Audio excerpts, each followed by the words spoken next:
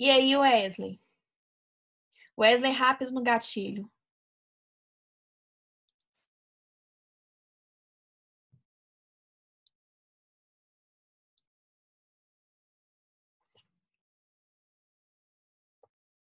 Esperar o resto do pessoal entrar. A Bárbara não apareceu, hein, Wesley? Saudade dela.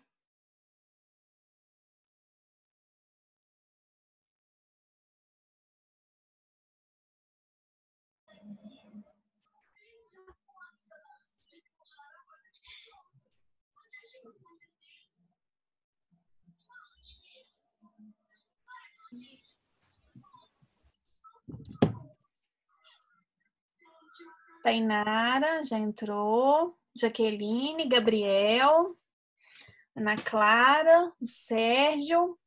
Gente, vocês viram as notas das viagens de vocês, né? Coloquei ontem lá no sistema. Como eu já tinha adiantado, vocês foram bem. Fiquei muito feliz. Fiquei bem feliz. Eu imagino, Wesley. Mas vai dar tudo certo. A Bárbara é uma excelente aluna. Vai dar tudo certo. Tô sentindo muita falta do resto da sala de vocês, né? Tem muita gente. A Magna, por exemplo, ela sumiu. Vou mandar mensagem para ela. Magna estava acompanhando as nossas aulas e a Magna sumiu.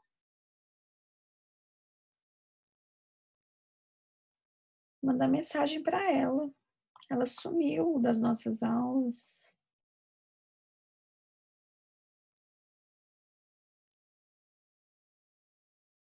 Tem que achar ela aqui depois. Manda mensagem para ela. Bom, podemos continuar, queridos do meu coração? Sim? Então, beleza. É você administradora, Rose. Desse jeito. Bom, vamos lá então.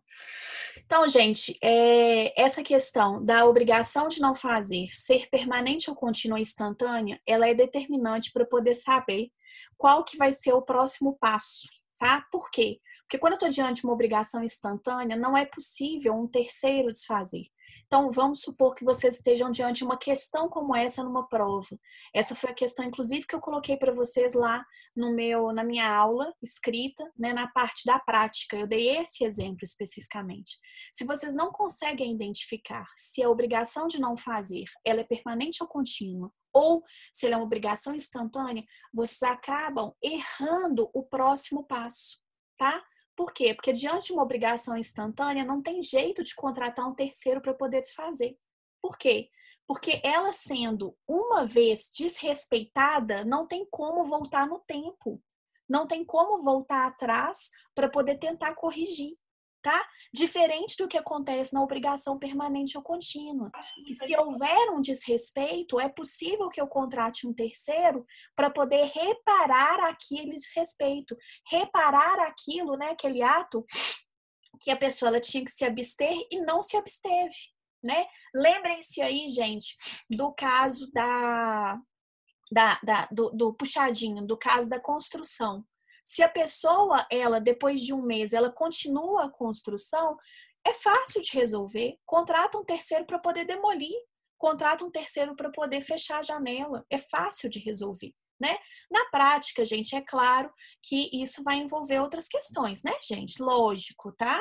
Que isso vai envolver alguns pormenores, né? Por exemplo, vai haver um desgaste com o vizinho, provavelmente você vai precisar de uma ordem, e isso aí no próprio procedimento há essa possibilidade, né? Porque vai ter a contratação do terceiro, isso tudo é feito com permissão do juiz, tá?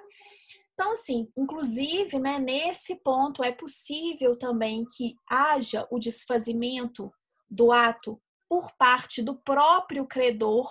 Então, eu posso contratar um terceiro, aí aquele terceiro, se ele não desfizer, ou se ele praticar o ato, né, gente, de forma incompleta ou defeituosa, é possível que o próprio exequente, ele vá lá e desfaça o ato, né? É o que eu chamo, normalmente, de opção do barraco, tá? Porque imagina, né? Imagina a Ana Clara entrando dentro da casa do Gabriel, cheio de tijolo, cimento, falando assim, agora eu vou desfazer isso aqui. Eu vou colocar a mão na massa e vou fechar essa parede aqui. Imagina o barraco, né, gente? Então, assim, é complicado, tá? Mas existe essa possibilidade. Por quê? Porque nesse caso eu estou diante de uma obrigação permanente ou contínua, tá?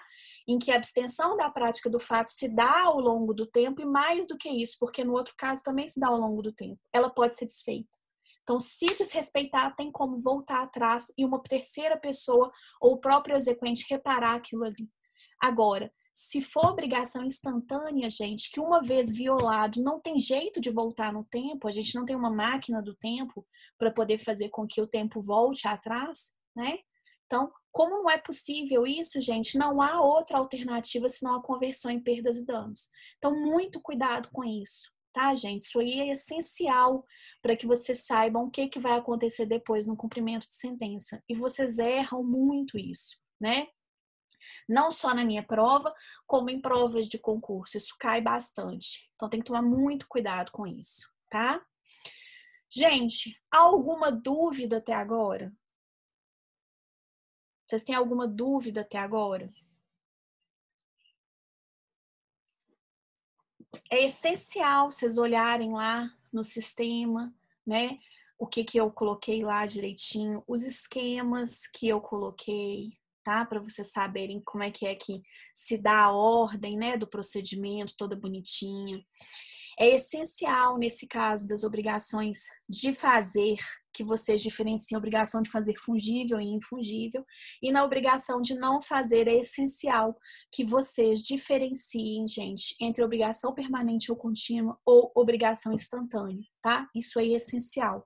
Então, assim, tomem muito cuidado com isso, né? Eu já sinalizo porque, como eu já ministro essa matéria há algum tempo, eu sei exatamente os erros que vocês cometem, né? Então eu já alerto vocês para que vocês não incidam nos mesmos erros de outros colegas, tá? Então tomem muito cuidado com isso, né? Conseguiram entender, gente? Para quem quiser depois, né, eu coloquei o esqueminha do cumprimento de sentença de obrigação de não fazer lá no SF Web, tá? Tá lá em arquivos da aula, em anexo, tá lá o arquivinho do esquema, né? Salvo em PDF para poder eu não desformatar no computador de vocês. E eu devo postar um vídeo hoje ou amanhã a respeito desse cumprimento de sentença, de obrigação de não fazer, tá? Mas ele é bem simples, né? Basicamente, foi o que nós falamos aqui em sala, mas é bom que vocês venham assim no esquema tudo que vai acontecendo, tá? Gente, alguma dúvida? Ah, muito cuidado, tá? Professora, se tiver diante, por exemplo, de um contrato que foi descumprido, é um tipo de cumprimento, eu vou fazer cumprimento de sentença de obrigação de não fazer? Não.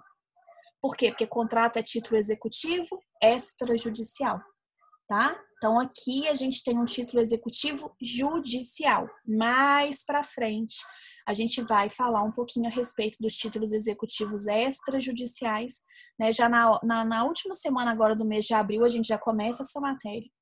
E aí sim a gente vai falar dessa questão do contrato e tudo mais, mas o contrato ele não cabe nesse momento, tá? Como um exemplo. Gente, há alguma dúvida a respeito dos exercícios? Vocês vão observar que ao final de cada aula minha tem uns exercíciozinhos, tá? Então, cuidado, né? Façam os exercícios conforme eu pedi, deem, né? Atentem-se à questão das dicas que eu coloco nas aulas para vocês. Atentem-se também, gente, com relação ao desafio. O desafio também normalmente é uma questãozinha que eu coloco para vocês, tá? Nada do que está escrito lá na aula está lá por acaso, né? Então prestem bastante atenção nisso. Vocês, às vezes, assim, uma demanda que eu recebia muito nas minhas aulas era de colocar os exemplos que eu dava em sala de aula no escrito, de forma escrita, para que vocês pudessem resolver como exercício. Vocês têm essa oportunidade agora, nesse material que eu estou disponibilizando para vocês. Então, atentem-se a isso, por favor. Belezinha, gente? Então, vou perguntar de novo. Até o presente momento, vocês têm alguma dúvida? Não, professora, só na hora da prova. Na hora da prova não adianta me perguntar. que eu tenho amnésia crônica, não é isso? Que eu já falei para vocês. Pode abrir o microfone e perguntar, gente, se vocês tiverem dúvida. Não? Vou esperar todo mundo responder. Ô, professora, só quanto à data da entrega do questionário. Ah, sim, vai ser no final do semestre. Eu vou Não tem uma fixar a data data, mas vai específica, ser no não. final do semestre. Vai ser lá para junho. Eu ainda Ok. não coloquei a data, não, mas deixa eu ver aqui. A data que seria a nossa VA4. Deixa eu confirmar aqui. A data que seria a nossa VA4.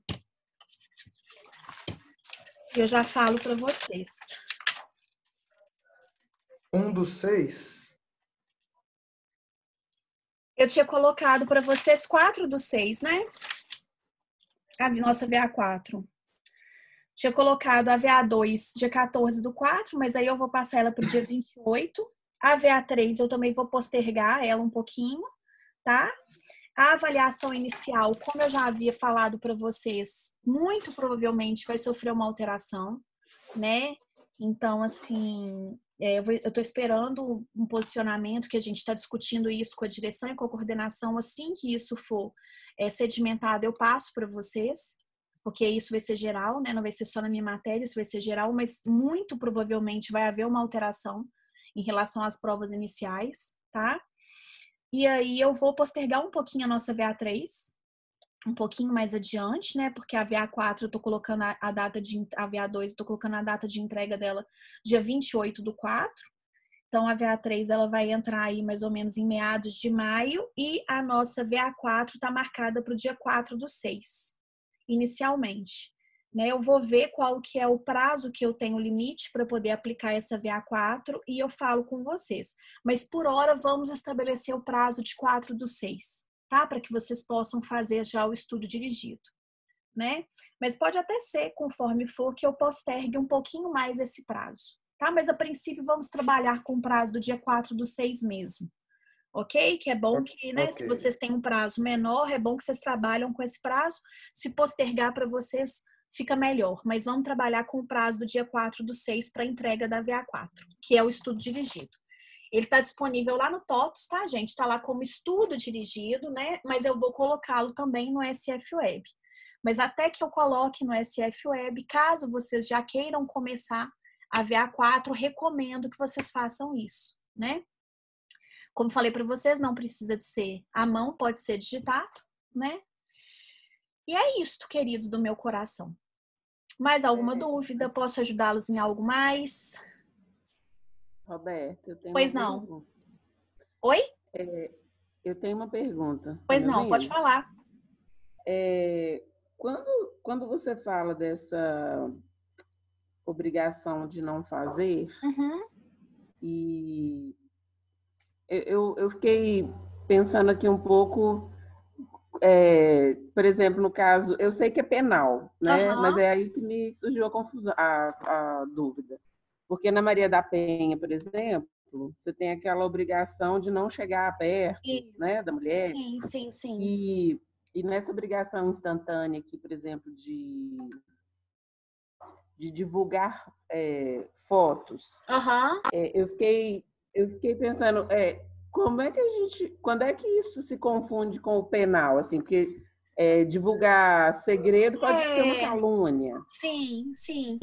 Na verdade, você vai ter uma aplicação, uma regulamentação da matéria na esfera civil e vai ter implicações na esfera penal. Por exemplo, tá? Se você tem um processo criminal em que você não pode divulgar fotos, não pode divulgar segredo nem nada, você vai ter uma punição na esfera penal, mas você também vai ter uma implicação na esfera civil. E aí o que a gente estudou são as implicações na esfera civil. De uma obrigação que, para o civil, é uma obrigação instantânea, porque não tem como voltar atrás. O que eu falei para vocês em relação às implicações na esfera civil, que seria a conversão dessa obrigação em perdas e danos, que seria uma indenização que deveria ser liquidada para a gente poder prosseguir o cumprimento de sentença agora por quantia certa, não exclui as implicações na esfera penal. Então, é uma coisa mais a outra, entendeu? As implicações na esfera civil, elas não excluem as implicações da área penal. Entendeu? Porque são processos diferentes. Você tem um processo que tramitou na vara civil, por exemplo, né? O caso que ficou super famoso, que é o caso da Carolina Dickmann, tá? Houve uma implicação na área penal, mas com certeza houve uma implicação na esfera civil. Então, assim, são áreas diferentes com implicações diferentes. Por exemplo, tá? Vou dar um exemplo aqui para vocês em relação à Lei Maria da Penha. No caso da Lei Maria da Penha, gente, é uma obrigação permanente. Ela pode ser uma obrigação permanente ou contínua, ou a gente pode estar diante de uma obrigação instantânea. Por quê? Se a aproximação do agressor, por exemplo, da vítima, né? Hipoteticamente, se essa agressão se a aproximação desse agressor da vítima não causar a morte da vítima, é possível que a gente continue tomando as medidas para poder evitar a aproximação dessa pessoa? Sim. Agora, se uma vez havendo essa aproximação a vítima morre, como que é que eu vou voltar no tempo, entende? Por isso que, assim, a gente trata da matéria na esfera civil. Na área penal, é diferente. Não tem como a gente aplicar isso que eu acabei de falar para vocês em relação às perdas e danos e tudo na esfera penal. Por quê? Porque as implicações na esfera penal são diferentes. O controle na esfera penal é diferente. Como que eu controlo para poder saber que a não aproximação daquela pessoa da vítima ela está acontecendo? A tornozeleira eletrônica, ela é um ótimo exemplo disso. Né? Existe um monitoramento para poder saber se o agressor está próximo da vítima ou não. Mais do que simplesmente um papel que fala assim, olha, você não pode chegar perto de mim. Hoje, a gente tem um monitoramento por meio de tornozeleira eletrônica, né, em algumas situações. Então, essa é uma forma da gente conseguir saber se está havendo ou não a violação, entende? Daquilo que foi colocado. E aí, a gente não está diante de uma violação de um processo civil. A gente está diante de uma violação em um processo penal. E aí, as implicações, elas são diferentes no processo penal. Elas são diferentes. Existe também, gente, né, casos no próprio processo civil em que vai haver uma regulamentação própria para isso, tá? Vou citar um exemplo aqui para vocês. Vocês ainda não estudaram direito de família, mas em breve vão estudar. Acho que no próximo semestre vocês já estudam direito de família com a professora Renata. E vocês vão estudar uma lei que é a lei de alienação parental. Né? Um instituto do direito de família que é chamado de alienação parental. Na questão da alienação parental, existe a imposição da lei, que é uma lei civil, para que a pessoa, o alienador, ele se abstenha da prática do fato, entende? Com implicações específicas na lei, que se houver o desrespeito, existe lá uma regulamentação específica da lei. Nesses casos, gente, como são casos específicos, a gente vai, né, aplicar aquilo que é específico da lei. Por exemplo, se a pessoa continuar alienando e for a pessoa que detém naquele momento, né, o direito de guarda daquela criança, pode perder a guarda. Pode ter o direito de visita sendo realizado de forma supervisionada. Então, existem implicações específicas por conta da matéria específica. Isso que a gente acabou de aprender, gente, em relação às obrigações de não fazer, isso é um regramento geral que se aplica apenas para as questões cíveis e mais, para aquelas questões cíveis em que não há uma lei que regulamenta especificamente o que vai acontecer se houver o descumprimento. Isso que a gente estudou é a regra geral, tá? Mas pode haver uma lei específica que regulamenta de forma diferente? Sim, a lei de alienação parental é um exemplo disso. Ela vai trazer algumas implicações que são específicas do desrespeito do cometimento do ato ilícito dentro da lei, entende? Então vai ser um pouquinho diferente desse regramento que a gente acabou de estudar. Tranquilo, gente? Mais alguma dúvida? Te respondi, Rose? Tranquilo? Luísa, que chegou agora no finalzinho. Depois você pega a primeira parte da aula, Luísa, para você não ficar perdida também, tá? E aí, se você tiver alguma dúvida, você me chama no WhatsApp. Belezinha, gente? Então, se não houver mais perguntas, vou encerrar a transmissão. E aí, permaneço com o WhatsApp aberto para que, se vocês quiserem fazer qualquer pergunta, vocês podem fazer. Belezinha? Então, lembrando, dia 21 de abril é feriado, nós não temos aula, tá, gente? Vocês podem dormir até um pouquinho mais tarde, né? Que vocês não encontram comigo 7h30 da manhã, tá? Mas dia 23 a gente tem aula normal, né? E a nossa VA fica, então, para o dia 28. Vou fazer alteração lá no SF Web, ok? Respondam, queridos. Então, tá bom. Beijo para vocês, tá? Bom final de semana, bom feriado. Estudem, contem comigo, porque vocês precisarem. Vamos aí em frente, tá bom?